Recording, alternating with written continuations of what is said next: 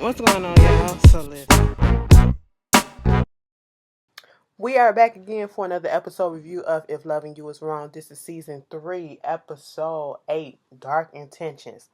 So we pick up where we left off last week, and this is when Lucius was telling first the fucking all, Lucian, like I said, he is tired. I'm gonna say this every episode because it is showing more and more clear that he is about fed the fuck up with these people, okay? Because he telling Natalie, bitch, that gun came from Ramsey. Ramsey reported that gun stolen, okay? And now all of a sudden your homegirl got the gun. It was like, when did your homegirl get the gun? Did she know who she got the gun from? Where you get this girl from? She legit. I thought she was no the fuck you didn't think she was legit. You knew she didn't have a license. That's why you got her, bitch. You got her from the fucking hood. You knew what it was. And I said, okay, Lucian, go off. He tired. He is tired. That man has not slept since this whole thing happened, okay? And he was like, listen, call that bitch and tell her to ask her a question right now, okay?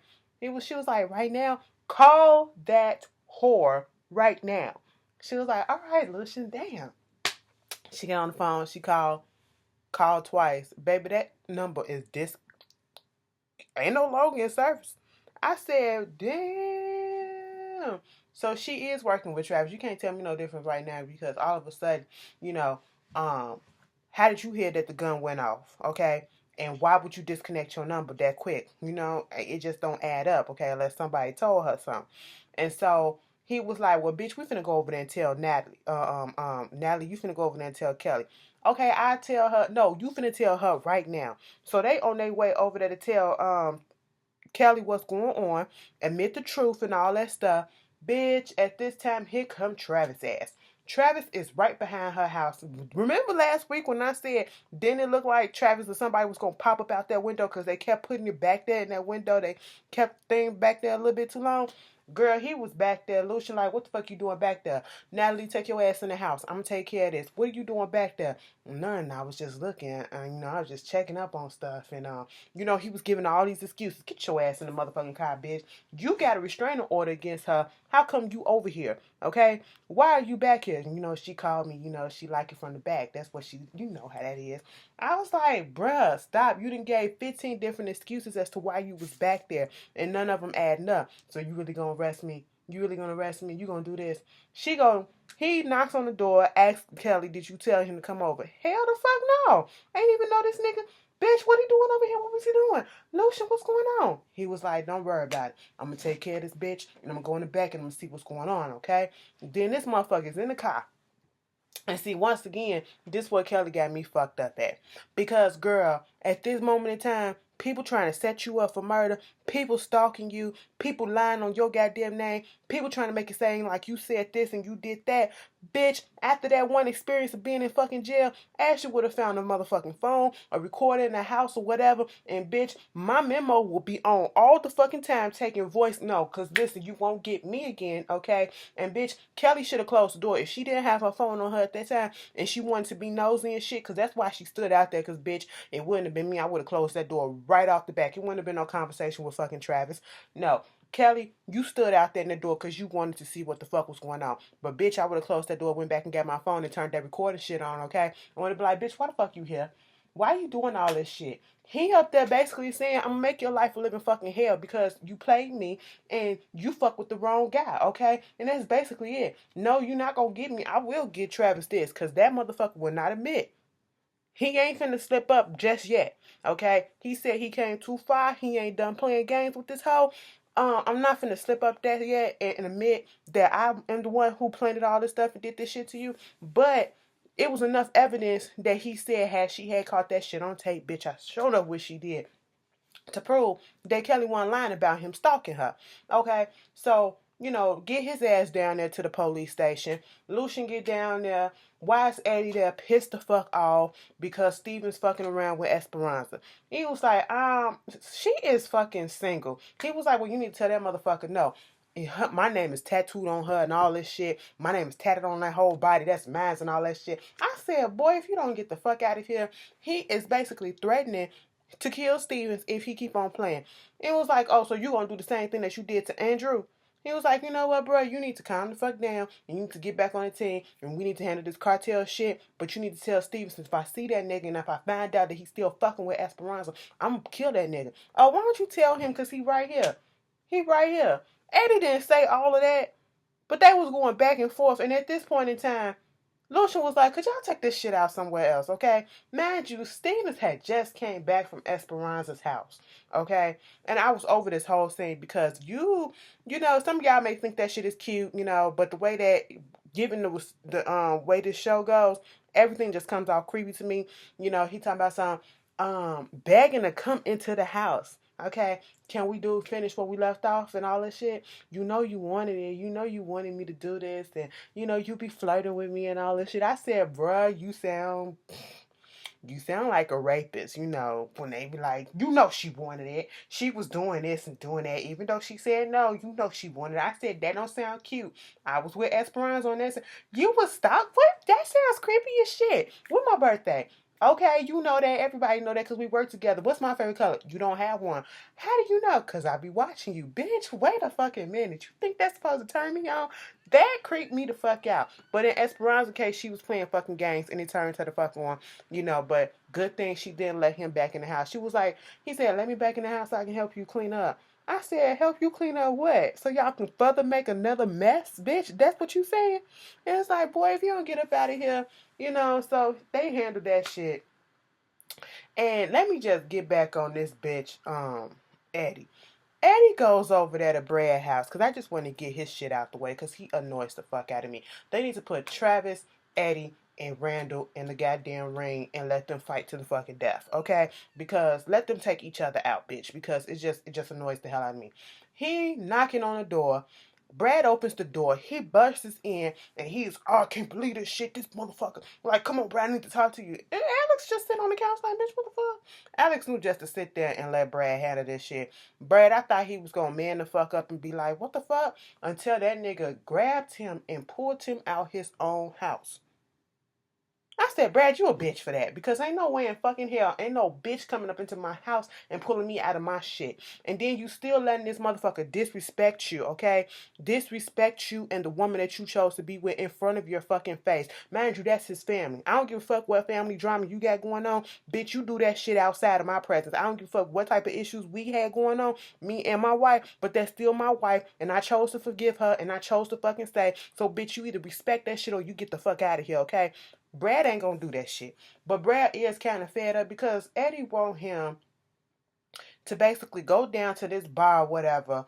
And you know, he told him about Esperanza. He was like, Esperanza is single, that ain't yours. He was like, anybody, he was like, why you up here playing games with this little bitch up in there? She was like, first of all, it's love. He was like, bitch, I don't know nothing about love. I know all about ass and tits. And whenever I fuck, that becomes mine, okay? Forever. I said, bitch, who the fuck are you? Who the fuck are you? Okay? And he was like, you know what? You ain't gonna help me. You ain't gonna do nothing about it. You ain't gonna do nothing about it. He was like, no, because Brad that I used to know would have been all up in here, just burnt this motherfucking house down with that bitch up in there. He was like, well, bitch, you got me sadly mistaken, okay? Because that Brad then grew the fuck up. All right? I said, oh. Now what else you gonna say to him, Brad? Eddie wanted him to go down to some bar and to get a favor from this guy that owes him a favor and put a hit out on fucking Stevens. Bitch. Eddie has no chill. He don't give a shit who around, who could be recording or whatever, but you just really gonna put out there and say, you know, I want you to put a hit out on this bruh. I said, what? He was like, listen, you do this for me and I take care of that nigga next door. I was like, you know, at one point I said, well, you know, and then I said, snap out of it, bitch. Nah, don't do it, Brad. Don't do it, Brad. He was like, bro, you're going to have to get the fuck out of here. Go home. I ain't got no home. I said, well, nigga, who fucking fault is that? It ain't ours, okay? He going to drive off, calling him a pussy and all that shit. I said, no, you's a bitch and all. Back at the police station, Travis is getting interrogated by, you know, Lucien. They going through this whole cat and mouse game. And like I said, Lucien is asking these questions and they're too fucking obvious. You know, sometimes a couple of questions will like, he tried to weave it up in there subtly, you know, asking, oh, could you fight? And if you can fight, he was like, I can handle mine when I need to. Well, Ramsey was this and you know Ramsey and you did this. How did you kill him? Why did you kill him? You brought justice up in this shit. You did this, you did that. It was like, you're not finna get this man to admit right off the back. Listen, bruh, he done came this far, and he ain't done yet, okay? He is bold with it, bitch. He knows you live on the fucking block and he's still gonna come there and stalk Kelly, okay? He ain't finna give up the fact that yeah, I killed Ramsey. I'm doing all this shit, because this bitch broke my motherfucking heart and that's what it is. That's all it is. It's an ego thing. It's an ego thing. And he basically admitted that part to Kelly, bitch. You fucked him over, so I said, well, but you the one who left and came back with a fiance. But you had a whole ass girlfriend here. So girl, the niggas and they thought patterns. It's just, the way they would twist the situation to make it seem as if you the one in the wrong when they the one that did the shit. Bitch, get the fuck out of here. But anyway, they doing this back and forth, and I'm like, you're not getting nowhere, Lucien. Good try, but no. Okay. At one point we see Marcy on a date with, trying to eat with Ian. Ian sitting there, they trying to have a little conversation. She was like, you gonna eat and all this stuff? I was like, this is nice, but I'm not really hungry. I said, Marcy, girl, if you don't stop fucking playing. I know you dealing with the dramas of the day, and shit is not going the way that you wanted it to. That nigga all up on your ass and shit. But this man is paying a dinner that look probably expensive in a nice restaurant. At least get your ass a doggy bag or some shit, you know what I'm saying? And in that case, she didn't want to talk about her ex. She didn't want to talk about all the other stuff that was going on. Ian gets a phone call. And, she was like, you want to answer that phone call? She was like, no, I ain't going to answer it. He was like, what if it's the office? Go ahead and answer it. He was like, okay, I'm going to answer it, bitch. Now, when he said that, I literally thought that he was going to be like, excuse me, let me go take it. Or I'm going to take it over here. That motherfucker sat there and took that phone call with an attitude. I said, first of all, that's rude as shit. You excuse yourself from the table and you go take that shit in private, all right? Then you come back and you join your party, okay? That's what you're supposed to do. That is what a gentleman is supposed to do. I don't give a fuck if she told you to answer the phone or not. That is what a gentleman is supposed to do, okay? So anyway, he gets on the phone and he was like, who? Get what? Man, I don't know that. Oh, that little nigga, I don't give a fuck about his parents or whatever. Punk here always getting in some trouble. Okay, well, all right, fine. I'll be down there. I'll be down there when I get down there. Okay, whatever. It was like his parents, and then I was like, who you talking to? Marcy said, is everything okay? It was like, yeah, just one of my clients' son who always getting in trouble. The woes of the rich, the parents throw money here and throw money there.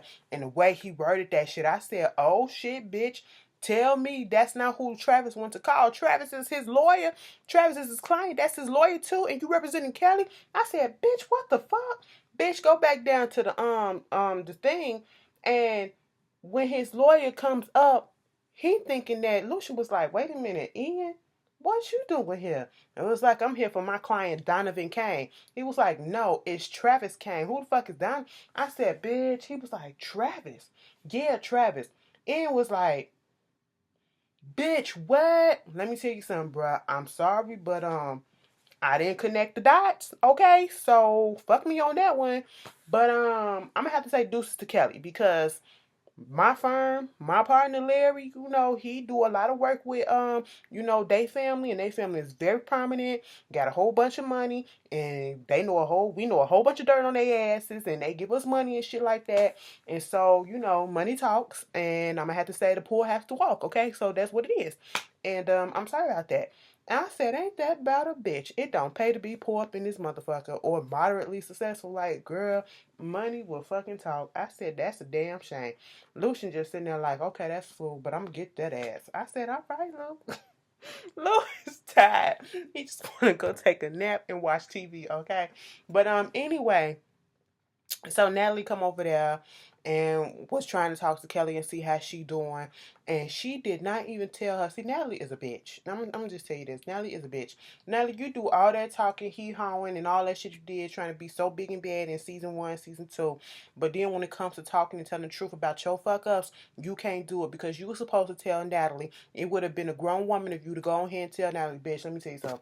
I kind of fucked up, okay? Because that girl, she was, it was an illegal gun, and it was stolen from Ramsey, and I didn't know when the phone number disconnected. She was like, bitch, I want to tell you something, but I'm gonna let Lucien tell you. She was like, girl, nah, you tell me. I said, you know what, Kelly, at this point, your motto should either be, let me leave here and go get some new friends, or no new friends. Because these motherfuckers that you got right now, they are shisty and crazy as motherfucker, and they don't have your back, okay? They are making your situation worse than it is, okay? Just adding on stuff to it. But, moving on from that, they was like, let's look into Donovan Kane. I said, ain't this some shit? All right. So Kelly just don't know what she gonna do with Travis. I said, listen, Kelly, all you gotta do is put a call in to Terrell, your baby daddy, while he's in jail. He get his probation got rejected. You know what I'm saying? He ain't finna get parole anytime soon. So have him send his goons out and take care of that thing on the low low. Then I mean you'll have to owe him, but I mean I would rather owe the baby daddy than the oldest stalking ass nigga. You know what I'm saying? But where the fuck is Vi at? Okay, and once again. What is it that Brad was up there on that mountain burying? Can somebody tell me that? Are we ever gonna get back to that? But moving on from that, we get the Eddie, we get that. The last thing that happened, we see Travis and not Travis. Randall and Larry, they still talking. They coming in, they drunk as fuck. They coming into his house.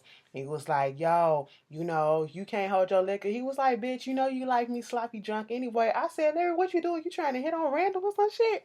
So we get the lowdown on this creep, and I told you, it just give me creep vibe. And I said, so creeps hang with creeps. So what we find out some more information about this relationship between Randall and Larry. They fuck bitches together, probably got them drunk or roofied them and fucked them together. They used to climb on top of the dorms, girls' dorms, and videotape them and shit. Creep ass shit.